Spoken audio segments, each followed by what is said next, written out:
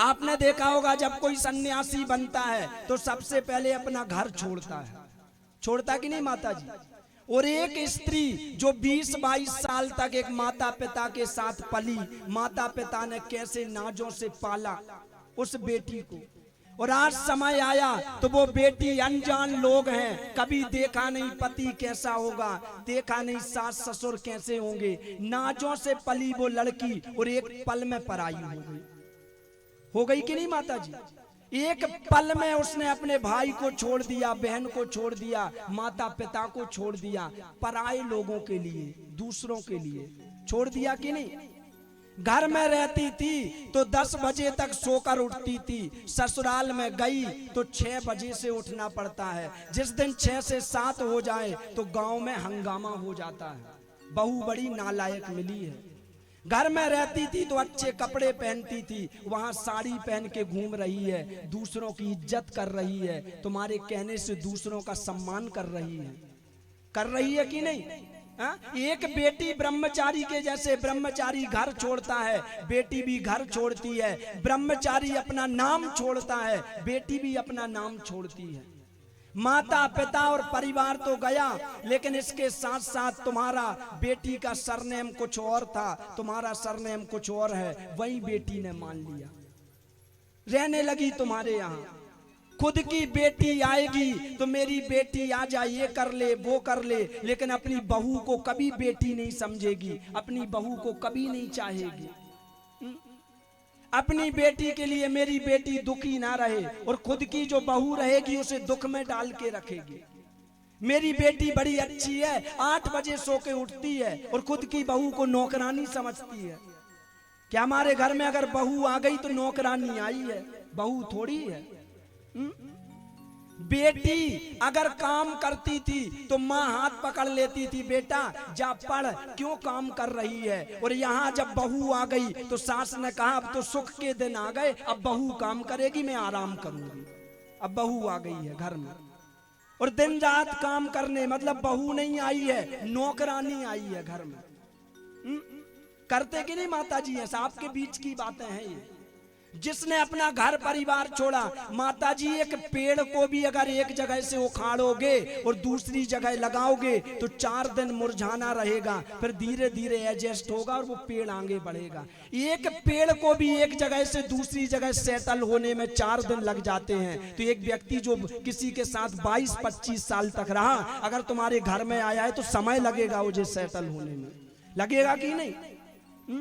एक पेड़ को जब इतना समय लगता है तो किसी बेटी को भी लगेगा। और सासें क्या चाहती, हमारे घर में बहू आई है तो बहू नहीं आना चाहिए, सुपर हीरो आए, बिल्कुल सबको खुश कर दे, ससुर को भी खुश कर दे, इसको भी कर दे, उसको भी कर दे, पूरे खुश रहना चाहिए ना। जैसे सास की मैंने बात बताई, अगर बहू को बेटी मानते हो तो बेटी जैसा व्यवहार भी करो, बेटी जैसे मानो। एक सास मेरे पास आई, माता जी वार्तालाप मत करिए, ध्यान से सुनिए। एक सास मेरे पास आई, गुरुजी मेरी बहू बड़ी नालायक है। मैंने कहा सासू माँ क्यों? बोले इसलिए नालायक है, बहू 8 बजे सो के उठती है। गुरुजी बड़ी नालायक, माता पिता ने इसको संस्कार नहीं दिए हैं, 8 बजे सो के उठती है। मैंने कहा अच्छा, और तुम्हारे घर में कौन है? बोले गुरुजी एक मेरी बेटी है, उसकी शादी हो गई है। मैंने कहा बेटी कैसी है? बोले गुरुजी क्या बताऊं, दामाद बड़ा अच्छा है, खूब ससुराल में खुश रहती है, 10 बजे सो के उठती है, लेकिन कभी दामाद कुछ नहीं कहता, बड़ी अच्छी मेरी बेटी रह रही है। हाँ, बहू अगर 8 बजे उठ रही है तो सासू माँ को बुरा लग रहा है, मेरा बेटा बीवी का गुलाम बन गया है, 8 बजे उठती है, कुछ कहता नहीं है। और वहीं जब तुम्हारा दामाद, मेरी बेटी 10 बजे सो के उठती, कुछ नहीं कहता। बहू को अगर बेटी नहीं मानोगे ना तो वहीं बहू पर डंडे मारती, और उसका कारण भी हम खुद बनते हैं समय आने पर। जब हम बेटी नहीं मानते तो वहीं पर बहू जैसे दिखाती है। बहू को बहू बनाना है तो पहले बेटी जैसे मानो। जीवन में बेटी कितनी बड़ी गलती कर दे, कभी पड़ोसन से बुराई नहीं बताते लोग, बड़े बड़े कांड कर देती है बेटी, तो घर के अंदर बात छुप जाती है, छुप जाती कि नहीं माता जी। बड़े बड़े कांड बेटी ने कर दिए और बात घर के अंदर छुप गई। और बहू ने जरा थोड़ी सी गलती क्या कर दी, पूरे गांव में ढिंडोरा पीट दिया, मेरी बहू नालायक है, मेरी बहू बुरी है, पड़ोसन से बुराई बता दी। आज तक कभी बेटी की बुराई पड़ोसन से बताई है? जब जीवन में बेटी की बुराई पड़ोसन से नहीं बताई तो बहू को भी तो बेटी मानती हो, उसकी बुराई क्यों पड़ोसन से बताती हो, क्यों दूसरों से बताती हो? कई लोगों को मैंने देखा, एक जगह मेरी रिश्तेदारी है, मेरी दीदी लगती है, वो उनकी शादी हुई, उनके यहाँ उनकी ननद और उनकी जो सास है वो बड़ी काम करवाती है उनके साथ, तो लोग भड़काते हैं उनको, बहू आ गई घर में तो फिर भी काम कर रही है, पूरा काम बहू से करवा दिन रात। बहू क्यों काम करेगी भाई, बेटी भी को भी तो वही काम करना है जितना बहू को सिखा रहे हो। मेरे कहने का तात्पर्य है, जितना बेटी से प्रेम करते हो उतना बहू से भी प्रेम करो तो तुम्हारा परिवार स्वर्ग बन जाएगा। राधे राधे बोलना पड़ेगा, राधे राधे, जोर से बोलना पड़ेगा, राधे राधे। प्रेम करो। जहां सुमति तहां संपत्ति नाना। लोग कहते हैं गुरुजी मरने के बाद स्वर्ग मिलेगा हमें। बताओ माता जी, मरने के बाद स्वर्ग मिलेगा कि नहीं, इस बात की गारंटी है कोई? बताओ। अच्छा, मरने के बाद तुम्हें स्वर्ग मिलेगा, इस बात की कोई गारंटी है? नहीं है ना। तो मरने के बाद स्वर्ग की आशा क्यों करते हो, मरने के बाद स्वर्ग क्यों जाना चाहते हो? अपने जीवन में इतने प्रेम से रहो कि जीते जी अपने घर को स्वर्ग बना लो। मरने के बाद क्या स्वर्ग की आशा है? इतने अच्छे कर्म करो कि अपने घर को ही स्वर्ग बना लो, अपनी जिंदगी को ही स्वर्ग बना लो। मरने के बाद स्वर्ग जाना, स्वर्ग जाना, अरे मरने के बाद स्वर्ग मत जाओ। इतनी सुमति से अपने घर में रहो, इतना सास से प्रेम करो, इतना बहू से करो, देवरानी से करो, जेठानी से करो, अपने जीते जी अपने जीवन को स्वर्ग बना लो और यहीं धरती में स्वर्ग का आनंद ले लो, कल्याण हो जाएगा। यहीं लिखा है चाणक्य नीति में, जिसकी पत्नी बात मानती हो और जिसका बेटा आज्ञाकारी हो, ऐसे व्यक्ति के लिए जीते जी स्वर्ग है ये धरती। चाणक्य नीति में लिखा है, जिस भी पुरुष की पत्नी उसकी बात मानती हो और सुलक्षणा हो और जिस पुरुष का बेटा आज्ञाकारी हो, ऐसे व्यक्ति के लिए जीते जी स्वर्ग है। मरने से ज्यादा जो स्वर्ग मिलेगा उससे ज्यादा स्वर्ग वो धरती में भोग रहा है, जिसका बेटा आज्ञाकारी है, जिसकी पत्नी सुलक्षणा है। मरने के बाद से क्या स्वर्ग की आशा करना? अच्छे काम करो माता जी, किसी से ईर्ष्या मत रखो, जलन मत रखो, किसी से बुराई मत रखो, मन में किसी के प्रति बैर मत रखो। बहू ने गलती कर दी तो हम बेटी को माफ कर देते थे, सास ने गलती कर दी तो हम अपनी माँ को भी तो माफ कर देते थे। बचपन में देखा होगा माँ बेटी को मारती है तो क्या बेटी माँ को छोड़ देती है? और यहाँ सासू माँ ने 2 बातें कह दी तो बहू ने 1/2 कर लिया, न्यारपन तुरंत। मेरी सास मुझे ताने सुनाती है, जब मम्मी मारती थी तब तुमने कभी 1/2 नहीं किया घर में। जब मम्मी डांटती थी, जब कभी मम्मी को छोड़ने का मन नहीं हुआ, और सास ने अगर थोड़ा सा डांट दिया तो छोड़ने का मन हो गया ना। अपने जीवन को जीते जी स्वर्ग बनाओ। सास को अपनी मर्यादा में रहना चाहिए और बहू को अपनी मर्यादा में रहना चाहिए, इसी में कल्याण है। अपनी अपनी मर्यादा में रहो, कल्याण उसी में। देवरानी जेठानी, भगवान कृष्ण ने कहा, पंचाध्यायी में पूरा परिवार का ज्ञान दिया भगवान ने। कहा गोपी, कहीं अगर देवरानी जेठानी से लड़के आई हो तो देवरानी जेठानी को भी प्रेम से रहना चाहिए। हम जेठानी को दीदी कहते हैं तो दीदी जैसे मानना चाहिए। जेठानी को दीदी कहते कि नहीं हम लोग अपनी, उसको वैसे मानो। मैं हमेशा इसलिए कहता हूं कि रामायण पढ़ा करो, रामायण से कुछ सीख मिलती है। देवरानी जेठानी कैसे होना चाहिए? बोले जैसे कौशल्या और सुमित्रा हैं, ऐसी देवरानी जेठानी होना चाहिए। लक्ष्मण जी को शक्ति लगी, ध्यान से सुनिएगा माता जी, लक्ष्मण जी को शक्ति लगी, हनुमान जी गए त्रिकूट पर्वत संजीवनी बूटी लेने के लिए। लौटे तो भरत जी ने बाण मार दिया। हनुमान जी गए कौशल्या के पास और पूरी बात बताई कि मैं राम का दूत हूँ और जो ये सुमित्रा जी के पुत्र लक्ष्मण जी हैं ये मरने वाले हैं, मुश्किल है बच पाए। जैसे ही कौशल्या ने सुना कि मेरी देवरानी का बेटा मरने वाला है, कौशल्या ने तुरंत हनुमान जी से कहा, सुनो हनुमान, मेरी एक बात जाके राम से कह देना। हनुमान जी ने कहा क्या? बोले मेरी यह बात राम से जाके कह देना कि तुम्हारी माँ कौशल्या ने आज्ञा दी है और एक बात कही है। कौशल्या ने कहा है कि बेटा अगर लक्ष्मण मर जाए तो तू भी दोबारा अयोध्या में मुंह मत दिखाना, तेरी पत्नी के साथ वहीं वनवास में रह जाना, अगर तेरे भाई को कुछ हो गया तो ये कह देना जाके। कहा माता कौशल्या ने, कह देना वहीं रहना। इतने में सुमित्रा बात, जेठानी कैसी और अब देवरानी सुनो। इतने में सुमित्रा बातों को सुन रही थी। सुमित्रा ने किनारे में हनुमान जी को बुलाया। हनुमान जी, जो बात कौशल्या ने कहा वो तो गुस्से में कहा दीदी ने, वो बात राम जी से मत कहना, जो मैं कह रही हूं वो राम जी से कहना। जिसका बेटा मर रहा है वो सुमित्रा कह रही है, राम जी से जाके कहना कि बेटा मैंने तो लक्ष्मण तेरे लिए ही त्याग दिया था, अगर लक्ष्मण मर जाए तो चिंता मत करना, मर जाने देना। मेरा दूसरा बेटा भी शत्रुघ्न है, मैं शत्रुघ्न को तुम्हारी सेवा में भेज रही हूँ, वो आकर तुम्हारी सेवा करेगा। कृष्ण कहते हैं प्रेम कैसा हो, इसलिए कहता हूं घर में रामायण पढ़ो और बच्चों को पढ़ाओ, इससे सीख मिलती है। देवरानी जेठानी कैसे हो? बोले जैसे कौशल्या और सुमित्रा है, एक अपने तरफ से अपने देवरानी के लड़के को बचाना चाह रही है और एक अपने जेठानी के लड़के को बचाना चाह रही है। यही रामायण है। राधे राधे बोलना पड़ेगा, राधे राधे, जोर से बोलना पड़ेगा, राधे राधे। ये रामायण है, ये घर है और ऐसे रहना चाहिए। कई लोगों को मैंने देखा भाई भाई ऐसे लड़ते हैं कुत्ते बिल्लियों जैसे, जैसे कुत्ते बिल्ली लड़ते हैं ना माता जी, ऐसे भाई भाई लड़ते हैं। पत्नी आ जाएगी, पत्नी घर में आई, उसने कान भर दिए। अब जब कान भर दिए तो इसका भाई इसको दुश्मन लगने लगा और ऐसा दुश्मन लगने लगा कि बचपन में जिस माता पिता ने जन्म दिया, जन्म से खून का रिश्ता जिससे है, उसके लिए तलवारें उठाने के लिए तैयार हो गया। 1 फीट ज्यादा जमीन न ले ले मेरा भाई, कहीं 1 फीट ज्यादा जमीन न मिल जाए, भाई को तलवार उठा लिया इसने। मैं उन लोगों से कहा करता हूं भैया पत्नी तुम्हारी 4 दिन पहले आई होगी, लेकिन ये भाई तुम्हारा पैदा होते से मिला है, खून का रिश्ता इस भाई से है, और 4 दिन की आई किसी बहू के लिए अपने भाई से लड़ने को तैयार हो।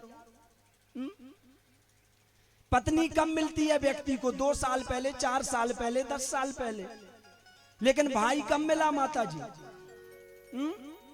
भाई कम मिला। जब पैदा होते हैं, पैदा होते से ही भगवान हमें भाई देते हैं, अपनी बाहें कहलाती है भाई। मैंने उस दिन सुनाया था, रावण ने मरते समय कहा था कि मैं राम से कभी नहीं हारता, राम एक नहीं 10 भी आ जाते तो मुझे हरा नहीं सकते थे, कहा था रावण ने। मैं हार गया, उसका सिर्फ एक कारण था कि राम का भाई राम के साथ था, इसलिए राम जीत गया, और मेरा भाई मेरे विरोध में था, इसलिए मैं हार गया, इसलिए मेरा विनाश हो गया। घर का भेदी लंका ढाए, कौन जानता था कि रावण की नाभि में अमृत है? भाई ने ही तो बताया था, बताया था कि नहीं? और आज भी विभीषण ने रावण के साथ गलत किया था, तो आज भी कोई गलत करता है तो कहते हैं घर का भेदी लंका ढाए। जैसे विभीषण ने गलत किया था, आज भी हम कहते हैं। हाँ, भाई भाइयों को कभी लड़के नहीं चलना चाहिए, लड़के नहीं रहना चाहिए। जितनी एकता रहेगी कभी कोई तोड़ नहीं पाएगा, और अगर अलग अलग हो जाओगे ना तो कोई भी दबा लेगा, कोई भी तुम्हें तोड़ देगा।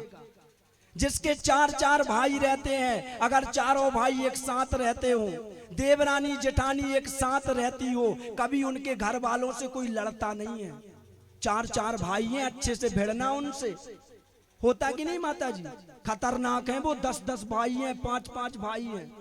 जहां भाई भाई एकता से रहते हैं ना, लोग डरते हैं उनसे, और जहां भाई भाई टूट जाते हैं, अकेले रहते हैं, कुत्ते बिल्लियों की तरह दबा लिया जाता है उनको।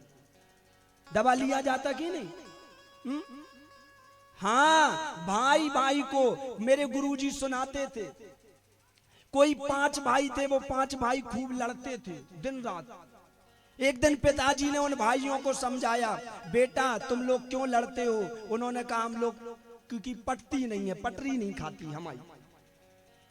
पिताजी ने 5 लकड़ी लेकर आए और कहा इस एक लकड़ी को तोड़ो। सबने सुनी होगी ये कहानी। एक लकड़ी को तोड़ा, टूट गई, फिर कहा 2 लकड़ी को तोड़ो, टूट गई। पिताजी ने 5 लकड़ियों को एक साथ रख दिया, बोले अब इन 5 लकड़ियों को तोड़ो। खूब कोशिश की बेटों ने, लेकिन 5 लकड़ियां टूटी नहीं। पिताजी ने ज्ञान दिया, बेटा यही तो सिखाना चाहता हूं, अकेले रहोगे तो कोई भी तोड़ देगा, और 5-5 मिलकर रहोगे तो कोई संसार में तुम्हें तोड़ नहीं पाएगा, कोई भी नहीं तुम्हें। अगर परिवार में एकता से रहोगे, भाई भाई एकता से रहोगे, अच्छे से रहोगे, संसार में कोई नहीं तोड़ पाएगा। और जहां एकता समाप्त हो जाती है वो घर टूट जाता है। जब तक रावण का भाई रावण के साथ था, देवता तक रावण का कुछ बिगाड़ नहीं पाए। बिगाड़ पाए क्या माता जी? और जैसे ही विभीषण को लात मार के रावण ने भगाया, लात मारी थी रावण ने, और जैसे ही रावण ने भगाया विभीषण को, उसी दिन से रावण का विनाश चालू हो गया, उसी दिन से मरना चालू हो गए रावण के दूत, जिससे जैसे ही भाई को भगाया उसके बाद।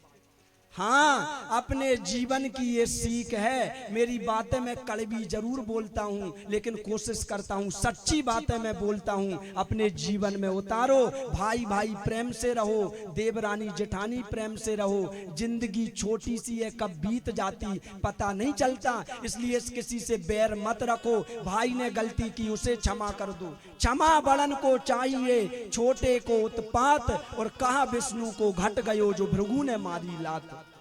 भगवान भृगु ने लात मारी थी भगवान के सीने पे, लेकिन भगवान ने क्षमा कर दिया था, क्योंकि बड़ों का काम ही क्षमा करना। बड़ा कौन कहलाता है? बोले जिसके अंदर क्षमा का गुण हो। समझ में आ रहा माता जी? जो दूसरों को जल्दी माफ कर देता हो, जो दूसरों को हमेशा क्षमा कर देता हो, वही बड़ा कहलाता है। बलवान कोई शरीर से नहीं बनता, बलवान अपने ज्ञान से बनते हैं, अपने कर्मों से बनते हैं। और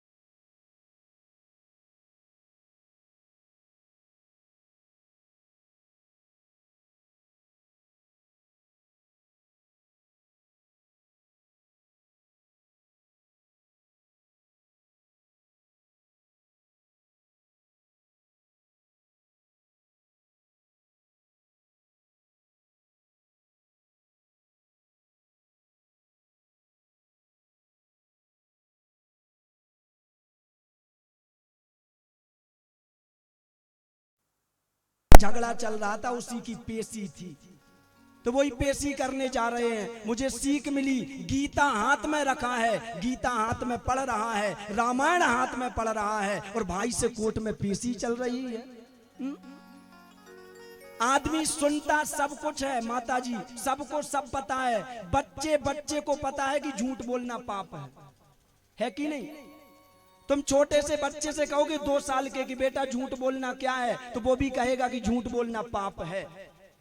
जानते सब हैं, लेकिन मानता कोई नहीं है, और मानता कोई नहीं है, इसलिए जीवन बर्बाद हो रहा है, इसलिए जीवन बिगड़ रहा है, इसलिए बिगड़ रहा है। जानते सब हैं, मानते कोई नहीं है। अरे तुम लोगों ने आज तक हजारों भागवतें सुन ली होंगी, 1-2 भागवत तो सबने सुनी होंगी इससे पहले। 4 भागवत सुन ली, 10 भागवत सुन ली, लेकिन आज तक सुधार नहीं आया, आज तक नहीं सुधरे।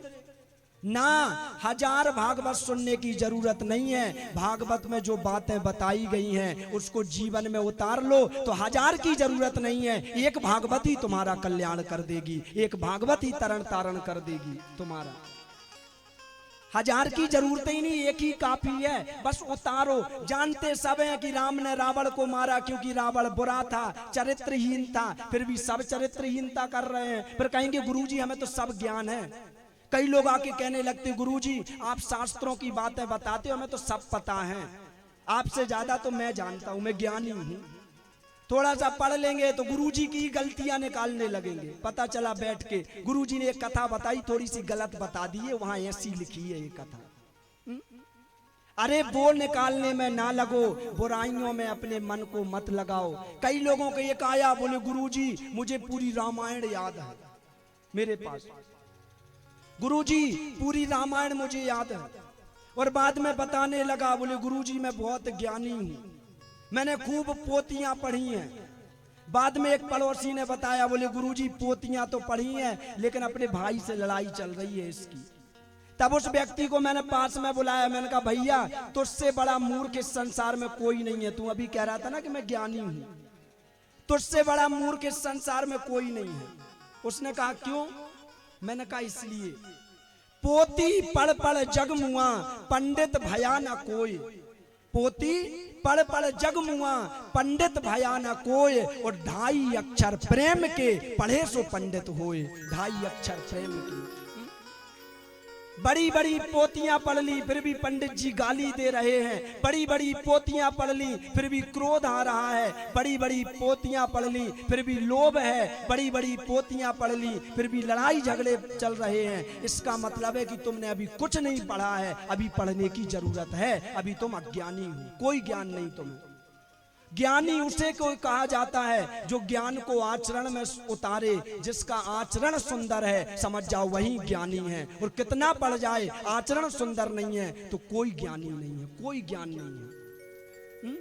शुक्राचार्य जी हैं दैत्यों के गुरु, उनके जैसे ज्ञान तो पूरे संसार में किसी को नहीं होगा। मृत संजीवनी थी शुक्राचार्य जी के पास, लेकिन आज भी लोग गाली देते हैं, कहीं पूजा नहीं होती शुक्राचार्य जी की। और देवगुरु बृहस्पति के पास कोई ज्ञान नहीं है, सिर्फ बृहस्पति जी का आचरण अच्छा है तो आज देवताओं के गुरु बन के बैठे हैं, देवता उनकी पूजा करते हैं। आचरण अच्छा रखो, अपने परिवार में प्रेम रखो, उसी में कल्याण है। समझ में आया माता जी? आ गया सबको? हाँ या ना तो बोलो। आ गया? अब लड़ोगी तो नहीं बहू से? सही सही बताओ ना, मैं जाऊं और पर लड़ने लगो। कन्हैया बैठे हैं तुम्हारे सामने, झूठ मत बोलना। देखो मैं तो ऐसा है कि मैं चला जाऊंगा और मुझसे छुपा सकती हो, पर ये कन्हैया जो सामने बैठे ना, तो छोटे से कन्हैया भी आए हैं, रखे मेरे पास इतने, ये बैठे हैं यहाँ पे। कहो तो आपकी तरफ मुंह कर देता हूँ, अभी मुझे देख रहे हैं वो। ये देखो अब सामने चेहरा है उनका तुम्हारी तरफ। मेरे सामने झूठ बोल दोगे तो चल जाएगा, क्योंकि मैं कल चला जाऊंगा, कल मेरी विदाई हो जाएगी, लेकिन इनके सामने कभी झूठ नहीं बोल पाओगे, ये तुम्हारे हृदय में बैठे हुए हैं। इसलिए अगर कह रही हो कि गुरुजी अब मैं किसी से बुराई नहीं रखूंगी, तो आज से प्रण लेकर जाना भागवत से। आज तक जिसके मन में बैर था, आज से भागवत में ही मैंने बैर चढ़ा दिया, और अब हम निश्चल होकर इस भागवत की कथा से जाएंगे। निश्चल होकर सब चढ़ा दिया भागवत में। ना नोट चाहता हूं ना वोट चाहता हूं, मैं तो आपके जीवन की खोट चाहता हूं। वो खोट आकर चढ़ा दो, समझो जीवन सफल हो गया तुम्हारा। बस वो चढ़ा दो अपनी खोट। नोट और वोट नहीं चाहिए, खोट। और एक कान्हा जी देख रहे हैं, जितनी माताओं ने कहा कि हाँ गुरुजी अब नहीं लड़ेंगे, अब बैर भाव नहीं रखेंगे, सब भागवत में छोड़ के जा रहे, तो छोड़ देना, उसी में कल्याण होगा। राधे राधे बोलना पड़ेगा, राधे राधे, जोर से बोलना पड़ेगा, राधे राधे। भगवान ने सुंदर ज्ञान दिया है गोपियों को, परिवार का ज्ञान दिया है। पति से प्रेम करो, परिवार से प्रेम करो। जहाँ सुमति तहाँ संपत्ति नाना, जहाँ कुमति तहाँ विपत्ति निधाना। जहाँ कुमति है वहाँ विपत्ति है, विपत्तियों को मत आगमन करो। हमेशा लक्ष्मी भी लिखा है कि पैरों से खून बहता है लक्ष्मी के, और लक्ष्मी के सर से खून बहता है। ध्यान से सुनिएगा माता जी ये बात, जो ये लक्ष्मी माता होती है ना, इनके पैरों से भी खून बहता है और इनके माथे से भी खून बहता है। आपने देखा होगा नई बहू घर में आती है तो हम लोग कुमकुम से उसके पैर बनवाते हैं, अपने घर में बनवाते ना नई बहू के, लक्ष्मी आई है घर में तो लक्ष्मी के पैरों से भी खून बहता है और लक्ष्मी के माथे से भी बहता है, लेकिन दोनों का अलग अलग है। पैरों से खून किस लक्ष्मी को बहता है? बोले जो लक्ष्मी को आदमी बुलाता है और वो चली जाती है तो जाते जाते उसके पैरों से खून बहता है, ऐसे भोगियों के घर में, और वो लक्ष्मी भाग भी जाती है। और सर से खून कब निकलता है? बोले जब लक्ष्मी किसी के पास जाती है लेकिन वो इतना भक्त होता है, वो स्वीकार ही नहीं करता है, तो वो लक्ष्मी माथा रगड़ती है उसकी देहली पर और उस लक्ष्मी के मस्तिष्क से खून निकला करता है, एक खून निकलता है मस्तिष्क से। कौन सी लक्ष्मी प्यारी है? बोले जहाँ सुमति होती है वहाँ माथे से खून निकलने वाली लक्ष्मी आती है और वो लक्ष्मी उस घर में सदा विराजमान रहती है, कभी उसको घर कर छोड़ कर नहीं जाती है, हमेशा घर में रहती है। और जो पैरों से खून निकलने वाली लक्ष्मी आती है वो 4 दिन रहती है और 4 दिन बाद चली जाती है। 4 दिन की चांदनी फिर अंधेरी रात, वही हो जाता है। राधे राधे बोलना पड़ेगा, राधे राधे। गोपियां ने कहा प्रभु अब आप रास रचाने के लिए बुलाया है, इतने सारे उपदेश आपने खूब सुना लिए, हम आई हैं तो अब एक काम करो, इतनी कथा तुमने सुना ली, अब एक कथा मेरी सुन लो, फिर मत रसाना रास, फिर भगा देना हमें। कन्हैया जी ने कहा गोपी तुम कथा सुनाओगी? गोपी ने कहा अच्छा तुम बस सुना के जानते हो क्या? हम भी जानते हैं, हमारी भी सुनो। कन्हैया ने कहा सुनाओ, आप भी सुनो माता जी ध्यान से। गोपियों ने कहा कन्हैया एक स्त्री का एक पति था, वो स्त्री अपने पति को इतना चाहती थी कि जब तक अपने पति की पूजा ना करे तब तक वो स्त्री भोजन नहीं करती थी। पहले पति की पूजा करती थी, पति की पूजा करने के बाद वो स्त्री भोजन किया करती थी। एक बार उसके पति देव ने कहा कि देवी अब घर में धन खत्म हो गया है, मुझे बाहर जाना पड़ेगा काम करने के लिए, धन कमाने के लिए। अगर बाहर नहीं जाएंगे तो धन कैसे कमाएंगे? बाहर जाना पड़ेगा। उस स्त्री ने कहा लेकिन पतिदेव आप चले जाओगे तो फिर मैं किसकी पूजा करूंगी? मेरा तो नियम है मैं बिना पूजा करे खाना नहीं खाती, आप चले जाओगे तो किसकी पूजा करके खाना खाऊंगी? पतिदेव ने कहा एक काम करना, तुम जो है एक मिट्टी का पति बना लेना, मेरी एक मूर्ति बना लेना मिट्टी की, और तुम उस मिट्टी के पति की रोज पूजा करना, समझ जाना कि मेरी पूजा कर रही हो, और पूजा करके तुम खाना खा लिए करना। पत्नी ने कहा हाँ पतिदेव ये बात जम गई मुझे, जाइए आप, अब मैं इसकी पूजा करूंगी। मिट्टी का पति बना लिया उस स्त्री ने और पति बना के रोज पूजा करती, अपने पति की भोजन करती। एक दिन वो स्त्री अपने पति का पूजन कर रही थी, दरवाजा बंद था, मिट्टी के पति का पूजन कर रही थी और असली पति घर में आ गया। असली पति ने दरवाजा खड़खड़ाया, देवी दरवाजा खोलो मैं आ गया हूं। उस समय मिट्टी के पति की पूजा कर रही थी और आ गया असली पति। उसने कहा दरवाजा खोलो, तो गोपियों ने कहा बताओ कन्हैया अब उस स्त्री को क्या करना चाहिए? कन्हैया से पूछा बताओ क्या करना चाहिए? तुम भी बताओ माता जी क्या करना चाहिए अब उस स्त्री को? मिट्टी के पति की पूजा कर रही है और साक्षात पति बाहर खड़ा है, तो बताओ दरवाजा खोलना चाहिए कि पूजा करते रहना चाहिए?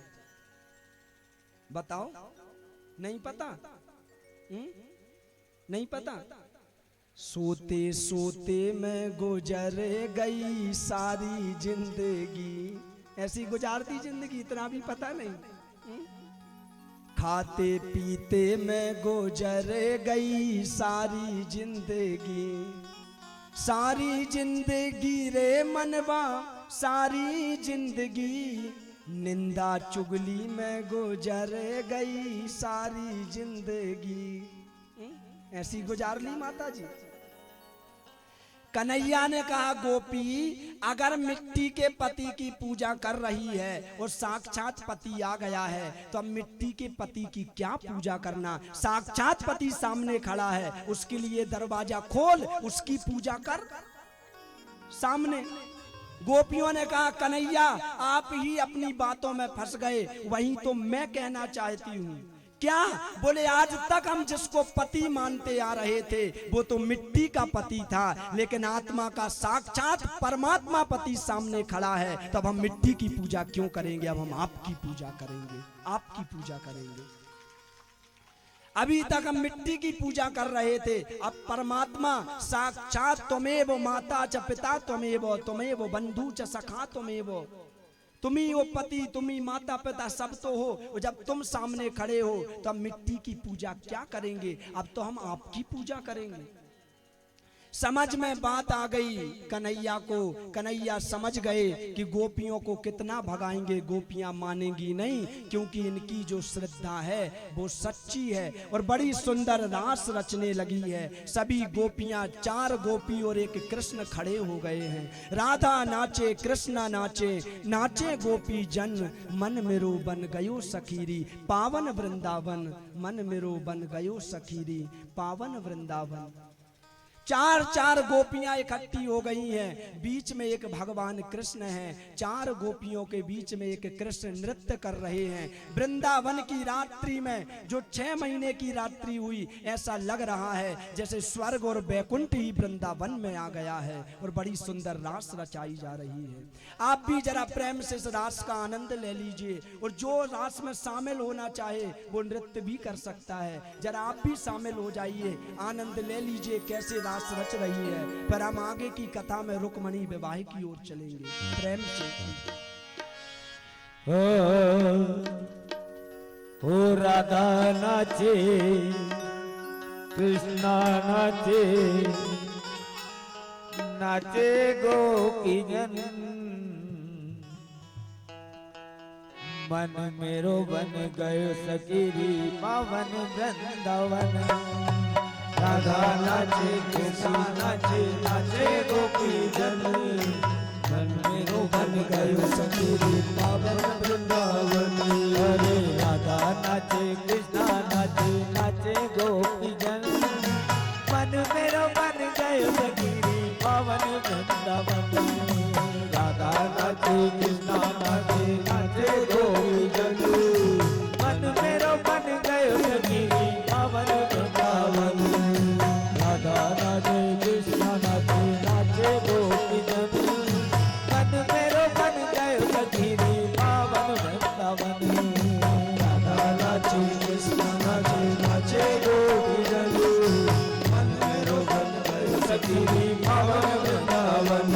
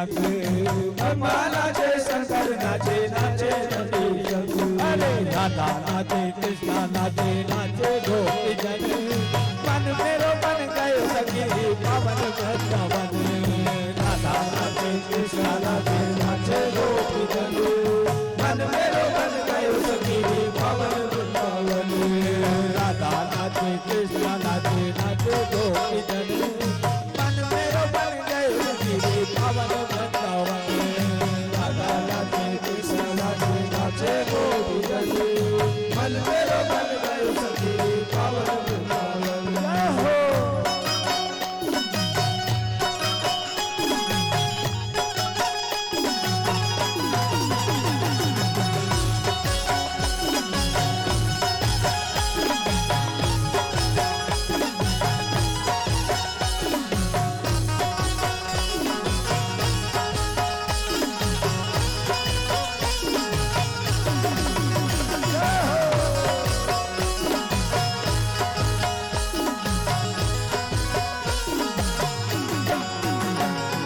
गोकुल में देखो वृंदावन में देखो रे मुरली बाजे रे श्याम संग राधा नाचे रे श्याम संग राधा नाचे रे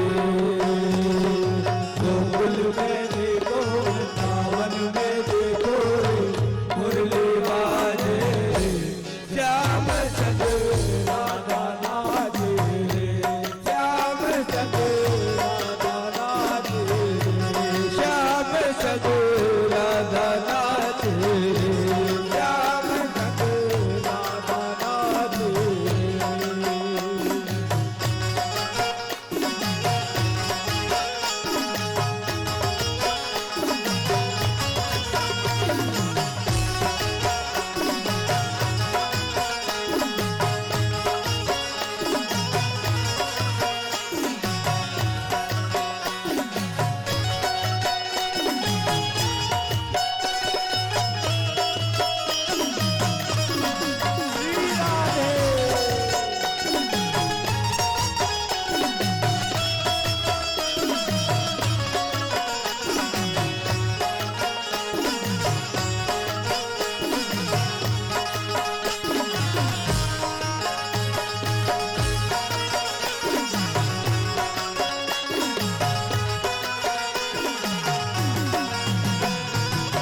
छम छम नाचे राधा रानी सुन के मीठी मुरलिया छम छम नाचे राधा रानी सुन के मीठी मुरलिया छम छम नाचे राधा रानी सुन के मीठी मुरलिया छम छम नाचे राधा रानी सुन के मीठी मुरलिया श्याम छवि पे सब बलहारी बाल बाल मोरी मैया श्याम छवि पे सब बलहारी बाल बाल मोरी मैया सरल सरल जागे सरल सरल जागे बल्कि पुरवैया रे श्याम संग राधा नाचे रे श्याम संग राधा नाचे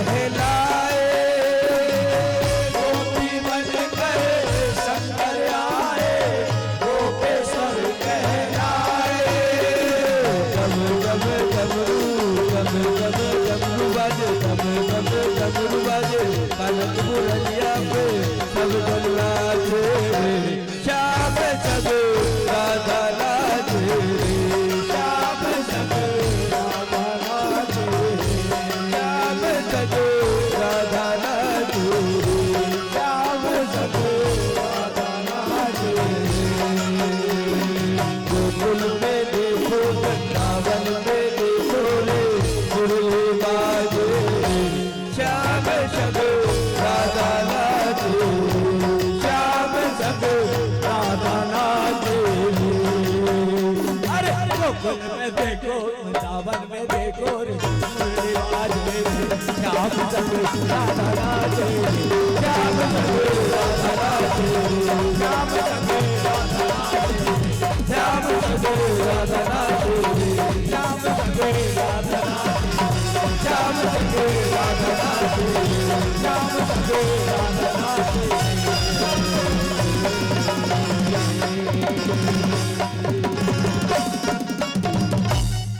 बोलिए भक्त वत्सल भगवान की जय जय जय श्री राधे श्याम।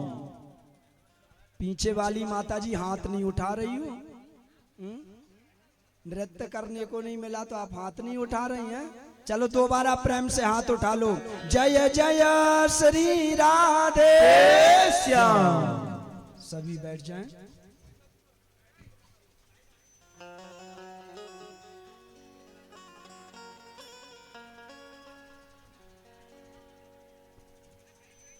चलिए, श्री सुखदेव जी महाराज बड़ी सुंदर बात कहते हैं। परीक्षित, सभी गोपियां भगवान के साथ खड़ी हो गई हैं। भगवान ने सुंदर रास रचाया है, गोपियों के साथ नृत्य किया है। बड़ी सुंदर इन रास लीला की चर्चा सुनाई है, बड़ी सुंदर चर्चा की है। माता जी बात मत करिए, अब जो लोग बात कर रहे हैं उनके लिए एक कथा सुना रहा हूं। एक बार पद्म पुराण में वर्णन आया है, एक बार नारद जी गए भगवान विष्णु के पास। भगवान विष्णु से कहा, भगवान आप कहते हो कथा सुनते हैं तो पाप सर के भाग जाते हैं, लेकिन ये भाग के जाते कहाँ हैं? आप कहते हो कथा सुनने से सर के पाप भाग जाते हैं, तो ये भाग के जाते कहाँ हैं? तब भगवान ने कहा, बोले जो व्यक्ति मेरी कथा सुनता है उसके सर के पाप भाग जाते हैं, और जो कथा में विघ्न करता है उसके सर पे जाके बैठ जाते हैं, उसके सर पे बैठ जाते हैं जाके। जो कथा ध्यान से सुनता है उसके सर के पाप भाग जाते हैं, और जो पड़ोसन से चुगली और चर्चा करती हैं उनके सर पे जाके बैठ जाते हैं। अब आपको पाप भगाना है कि बिठालना है? माता जी भगाना है तो शांति से सुनिए कथा को। ज्यादा देर की कथा नहीं है, बस अब रुक्मणी विवाह होने वाला है और कल 2 घंटे की कथा होगी। पर कल से कोई नहीं कहेगा कि कथा सुनो। अब कल पूर्ण आहुति हो गई, पर घर में निंदा चुगली और वार्तालाप ही करना है 24 घंटे। अब कथा ज्यादा दिन की नहीं है। प्रेम से राधे राधे बोलना पड़ेगा, राधे राधे जोर से बोलना पड़ेगा, राधे राधे। सुंदर भगवान ने रास रचाई है, गोपियों का प्रसंग सुनाया है। आगे भगवान कहते हैं मनुष्य के 3 शत्रु हैं। माता जी हमारे जीवन में हमारे 3 दुश्मन होते हैं, शास्त्र कह रहे हैं। भगवान कृष्ण ने कहा हमारे जीवन में हमारे 3 शत्रु हैं। इन शत्रुओं से हमेशा बच के रहना चाहिए, इन दुश्मनों से। ध्यान से सुनना। हमारा पहला शत्रु बताया काम। काम का अर्थ होता है व्यक्ति के भोग विचार और वासनाएं। ये व्यक्ति का पहला शत्रु है। बड़े बड़े रिश्ते इनमें बिगड़ जाते हैं। जहां जिस व्यक्ति के अंदर काम आता है, जिस व्यक्ति के अंदर किसी के प्रति बुरी दृष्टि आती है, वो कामी व्यक्ति के बड़े बड़े रिश्ते बिगड़ जाते हैं, जीवन बिगड़ जाता है। भागवत में लिखा हुआ है, इसी भागवत के 12 स्कंद के 2 अध्याय में, आप चाहे तो पढ़ सकते हैं। 12वें स्कंद के 2 अध्याय में लिखा है, बोले जब कलयुग आएगा तो ये पृथ्वी नष्ट कैसे होगी? भगवान से पूछा। तो भगवान ने कहा, बोले जब इस कलयुग में पृथ्वी के नष्ट होने का समय आएगा तो कुछ चीजें समाज में दिखने लगेंगी। क्या क्या दिखेगा? बोले समाज में सर्वप्रथम दिखेगा कि लोग अपने रिश्ते भूल जाएंगे, अपने खून के रिश्तों को छोड़कर बाकी सब रिश्तों के प्रति आप पवित्र दृष्टि रखेंगे, बुरी दृष्टि रखेंगे। और ये हो रहा माता जी कलयुग में, हो रहा कि नहीं? पहले अगर एक गोत्र का लड़का और लड़की होते थे, मान लो लड़का और लड़की का एक गोत्र मिल गया तो बुजुर्ग शादी नहीं करते थे। और आज भी हम ब्राह्मणों में शादी नहीं होती। अगर लड़का और लड़की का एक गोत्र है तो उनका विवाह ही नहीं कराया जाता। एक गोत्र का मतलब है आज नहीं तो कल कहीं ना कहीं ये बहन भाई थे किसी जमाने में, और आज एक गोत्र तो उनकी शादी नहीं होती। और कलयुग में क्या है? बोले कलयुग जैसे जैसे बढ़ते जा रहा है रिश्ते समाप्त हो जाते हैं। अब तो मामा बुआ और ना जाने कैसे पवित्र रिश्तों में भी विवाह होने लगे हैं। होने लगे कि नहीं? हो रहे हैं। और लिखा है भागवत के द्वितीय स्कंद में, समय ऐसा आएगा कि लोग अपने खून के रिश्तों को छोड़कर सबके प्रति आप पवित्र दृष्टि रखेंगे। और जब ऐसा समय आ जाएगा तो पृथ्वी का विनाश होना शुरू हो जाएगा, प्रकृति नष्ट होना शुरू हो जाएगी। भागवत में लिखा है। और आज वही तो देखने को मिल रहा है। कोरोना काल आया, लोगों ने कितनी बचने की कोशिश की, लाखों लोगों को साफ करके ले गया कि नहीं? केदारनाथ का संकट आया, मंदिर में अपवित्रता होने लगी थी, ना जाने प्रकृति ने कितने लोगों को मार दिया कि नहीं माता जी? प्रकृति अब नष्ट होने का ऐसे लगता है कि जैसे समय आने लगा है। आप देखना, और लिखा है भागवत में, जब व्यक्ति की अपवित्र दृष्टि रिश्तों पर हो जाएगी इस पृथ्वी का विनाश होना शुरू हो जाएगा, इस पृथ्वी में प्रलय आ जाएगा। और वो चीज आज हो रही है। सुखदेव जी महाराज कहते हैं, परीक्षित, हमारा पहला शत्रु है हमारा काम, ये पहला शत्रु है। हमारी वासनाएं, अपवित्र दृष्टि, ये हमारी पहला शत्रु है। कभी जीवन में किसी के प्रति अपवित्र दृष्टि नहीं रखना चाहिए। कभी जीवन में किसी के प्रति गलत नहीं सोचना चाहिए। जीवन में भगवान ने जो दिया है उसी में खुश रहना चाहिए। जो प्राप्त है वही पर्याप्त है। जो प्राप्त है वही पर्याप्त है। किसी के प्रति गलत दृष्टि मत रखो, किसी के बारे में गलत मत सोचो। अपने जीवन को सिर्फ काम, भोग और वासनाओं में मत बिताओ। शास्त्र कहते हैं अपने जीवन को काम, भोग और वासनाओं में मत बिताओ। ये तो कुत्ते बिल्लियों का काम होता है। अपने जीवन को वासनाओं में बिता देना ये कुत्ते बिल्लियों का काम होता है। और उनके तरह अपने जीवन को मत बिताओ। भोग में अपने जीवन को मत बिताओ, बल्कि योग में अपने जीवन को बिताओ और अपने जीवन को सुरक्षित कर लो। भोग में जीवन मत बिताओ, बल्कि योग में जिताओ। भोगी मत बनो, बल्कि योगी बनो जीवन में। क्योंकि भोगी तो संसार है माता जी, है कि नहीं? भोगी, और जीवन में हमेशा भोगी समाप्त हो जाता है, लेकिन भोग कभी समाप्त नहीं होते। चावल, आज के जब दादाजी थे तुम्हारे, वो भी चावल खाते थे। चावल आज भी वैसा का वैसा है, लेकिन दादाजी संसार में नहीं रहे, पिताजी संसार में नहीं रहे। भोग कभी समाप्त नहीं होता, भोगी संसार में समाप्त हो जाते हैं उस भोग को भोग कर। हाँ, जीवन में याद रखो, वासनाओं में और कुत्ते बिल्ली जैसे जिंदगी मत गुजारो। सुखदेव जी कहते हैं काम हमारा पहला शत्रु है। जितना हो सके अपने मन पर अपना कंट्रोल रखो, जितना हो सके अपनी बुद्धि को पवित्र रखो, अपने मन को पवित्र रखो, अपने विचारों को पवित्र रखो, उसी में तुम्हारा कल्याण है। भोगी नहीं, योगी बनकर अपनी जिंदगी बिताओ।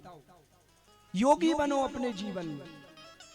अच्छे रिश्ते, अच्छी सोच, अच्छी बुद्धि किसी के प्रति रखो। ये नहीं कि किसी को देख लिया उसी के बारे में गलत सोचने लगे। जो दिख जाए तो जानवरों में होता माता जी। वही माँ बछड़े को जन्म देती है और वही बछड़ा ना जाने बड़ा होके क्या करता है। ये तो जानवरों के काम है कि नहीं? और जानवरों के काम इंसानों को नहीं, बड़े भाग्य मानुष तन पावा।